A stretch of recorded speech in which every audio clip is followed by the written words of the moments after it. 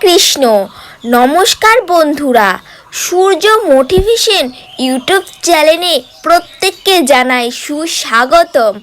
আজকের এই পর্বে আমরা আলোচনা করব যে গৃহের মধ্যে ভুল করেও এই 3 প্রকারের তুলসী গাছ ভুলেও লাগাবেন না, না হলে নানা রকমের সমস্যা আপনাদের জীবনে আসতে বাধ্য। দেখুন বন্ধুরা, হিন্দু ধর্মে তুলসী গাছ সব থেকে পবিত্র গাছ বলে গণ্য করা হয় এবং প্রত্যেকটি হিন্দু পরিবারে বা হিন্দু গৃহে এই তুলসী গাছ লাগানো এবং এই গাছের পবিত্রভাবে পুজো করা হয়। এছাড়াও যেসব গৃহে তুলসী গাছের পুজো করা হয়, মাতা তুলসী নিত্য জলদান করা হয়, সেসব গৃহে কখনোই অশান্তি ঝামেলা প্রবেশ করতে পারে না। কারণ যেখানে মাতা তুলসী থাকে সেখানে সমস্ত দেবদেবীর বাসস্থান হয়। আর দেখুন, আয়ুর্বেদের দিক দিয়েও প্রত্যেক দিন যদি কোনো ব্যক্তি তুলসী পাতা খালি পেটে খেতে পারে তাহলে সেই ব্যক্তির শরীরে বিভিন্ন জীবাণু ধ্বংস হয়ে যায়, কোনো প্রকারের রোগ জ্বালা যন্ত্রণা বসবাস করতে পারে না। আবার দেখুন, শাস্ত্র অনুসারে যদি কোনো রমণী স্নান সেরে তুলসী গাছে জলদান করতে পারে তবে সেই রমণীর শাখা সিঁদুর অক্ষয় থাকে এবং সেই রমণীর পুণ্য কাজের জন্য গৃহে সুখ শান্তি বিরাজ হয়। এছাড়াও যেসব গৃহে রমণীরা তুলসী দেবীকে পুজো অর্চনা করে না, তাকে নিত্য জলদান করে না, সেই সব রমণীর পরিবার সব সময় অর্থের দিক দিয়ে দুঃখ চিন্তা ভোগ করতেই থাকে।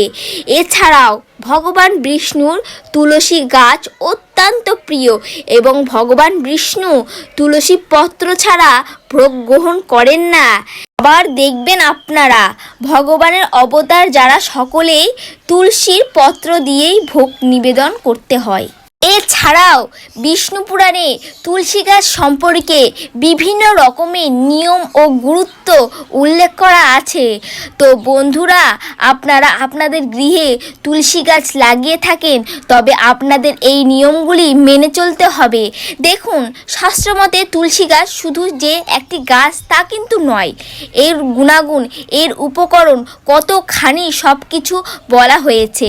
বিশেষ করে মাতা তুলসী হলো স্বয়ং বিষ্ণুর প্রিয়া। সে স্থানে মাতা তুলসী বিরাজ করে, সেই স্থান ভগবান বিষ্ণু ও মাতা লক্ষ্মী বসবাস করে।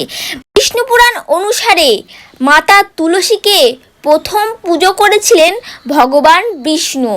আজকে আমরা আপনাদেরকে এই ভিডিওটির মধ্যে জানিয়ে দেব গৃহে কোন তুলসী গাছ লাগাবেন তবে শুভ ফল দেবে আর কোন তুলসী গাছ ভুল করেও গৃহে লাগাবেন না। দেখুন, শাস্ত্র অনুসারে তুলসী গাছ 5 প্রকারের হয় এবং এর মধ্যে কোন তুলসী গাছ গৃহে লাগাবেন যা আপনাদেরকে শুভ ফল দেবে সেই বিষয়ে জানিয়ে দেব এবং তুলসী পত্র তোলবার নিয়ম জানিয়ে দেব। যখন আপনারা তুলসী গাছে পত্র চয়ন করবেন সেই নিয়ম আপনাদেরকে বলে দেব, আপনারা কিভাবে তুলসী পত্র চয়ন করবেন। এছাড়াও কোন স্থানে ভুল করেও তুলসী গাছ রাখবেন না সেসব বিষয়ে জানিয়ে দেব। যাই হোক, সর্বপ্রথম আপনাদেরকে জানাবো কোন স্থানে তুলসী গাছ ভুল করেও রাখবেন না। বাস্তুশাস্ত্র অনুসারে ভুল করেও তুলসী গাছ বাড়ির ছাদে লাগাবেন না। তুলসী গাছ এমনই জায়গায় লাগানো উচিত বা এমন জায়গায় রাখা উচিত যেখানে তুলসী গাছে সূর্যের আলো ও প্রকৃতির হাওয়া দুটোই আসে এবং শুকনো হাওয়ায় আমাদের বাড়িতে প্রবেশ করে তুলসী গাছের অশুভ শক্তিকে বিনাশ করার ক্ষমতা রাখে। আর যদি আপনাদের গৃহের ছাদে তুলসী গাছ রাখেন তবে বাস্তুদোষ আপনাদের গৃহে শুরু হয়ে যাবে। এছাড়াও যেসব ব্যক্তির বুধ গ্রহ স্থিতি খারাপ রয়েছে বা বুধ গ্রহের মুকুন্দলাতে নিম্ন স্থানে রয়েছে সেসব ব্যক্তি কখনোই গৃহে ছাদে তুলসী গাছ ভুল করেও লাগাবেন না।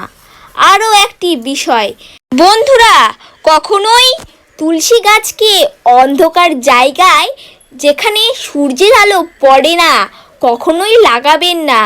যদি আপনার এরূপ কাজ করেন তাহলে আপনাদের গৃহে অর্থের খরচ প্রচণ্ড পরিমাণে বৃদ্ধি পাবে।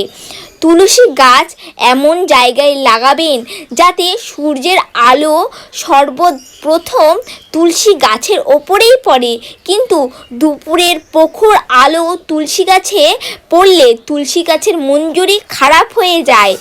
দেখুন বন্ধুরা, তুলসী গাছ এমন জায়গায় লাগাবেন যেখানে একদম অন্ধকার না থাকে এবং সূর্যের প্রখর আলো যাতে তুলসী গাছে কষ্ট না দেয়। বাস্তুশাস্ত্র অনুসারে তুলসী গাছের সামনে ছোট মন্দির বানানো উচিত। এর থেকে শুভ আর কিছুই হতে পারে না। যদি আপনারা এরকম করে থাকেন তাহলে এর দ্বারা সেই স্থানের পবিত্রতা বৃদ্ধি পাবে। কিন্তু বন্ধুরা, তুলসী গাছের সামনে কখনোই গণেশজির ফটো লাগাবেন না। এছাড়াও দেবাদিদেব মহাদেবের কোনো মূর্তি বা ফটো কখনোই কিন্তু তুলসী গাছের সামনে তৈরি করা উচিত নয়। এছাড়াও তুলসী গাছে এমন একটা পবিত্রতা, আপনারা যখন এই গাছটি কোথাও রাখবেন তখন খেয়াল রাখবেন কোনো নোংরা জল যেন তুলসী গাছে না পড়ে, এই বিষয়টি মাথায় রাখবেন। ছাড়াও কোনো নর্দমার কাছে তুলসী গাছ লাগাবেন না। বাস্তুশাস্ত্রে তুলসী গাছ কখনো দক্ষিণ দিকে লাগাবেন না। এই দিক তুলসী গাছে রাখা উপযুক্ত নয়। তুলসী গাছ রাখার জন্য উপযুক্ত দিক হলো ঈশান কোণ, মানে উত্তর পূর্ব দিক। তুলসী গাছ উত্তর দিকে লাগাতেও পারবেন। আবার এই গাছ একের অধিকও লাগানো যাবে। 3-4টা তুলসী গাছ লাগালে গৃহে বাস্তুদোষ কেটে যায়। কিন্তু আপনারা যদি একটা তুলসী গাছ লাগান তো ভালো করে যত্নার্থী করতে হবে। তবে তুলসী গাছের সামনে ভুল করেও জুতা বা নোংরা কোনো জিনিস একেবারেই রাখবেন না।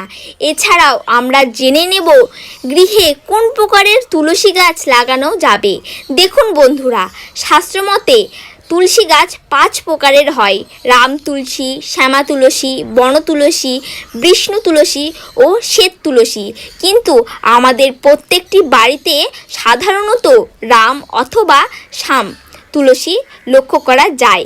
কিন্তু শাস্ত্রের মতে রাম তুলসী বা শ্যাম তুলসী গাছের গৃহের মধ্যে লাগাবেন।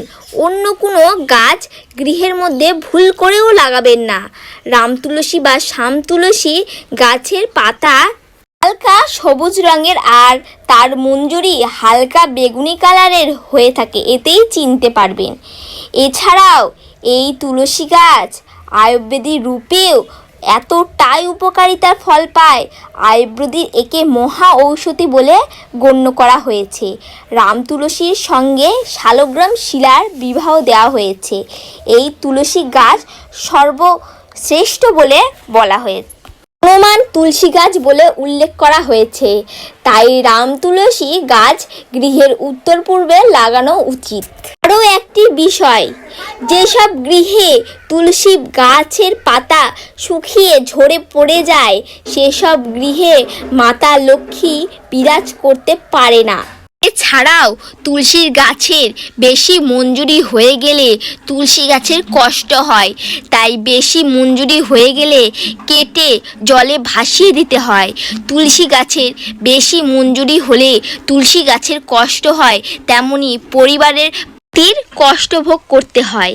এছাড়াও কোনো তুলসী গাছে যদি পেয়ে যায় তাহলে জলে ভাসিয়ে দিতে হয় এবং তার পরিবর্তে নতুন গাছ লাগানো উচিত। সুপ্রিয় দর্শক বন্ধুরা, এই ছিল আজকের গল্প। আশা করছি আজকের এই ভিডিওটি আপনাদের ভালো লেগেছে। রাধে রাধে।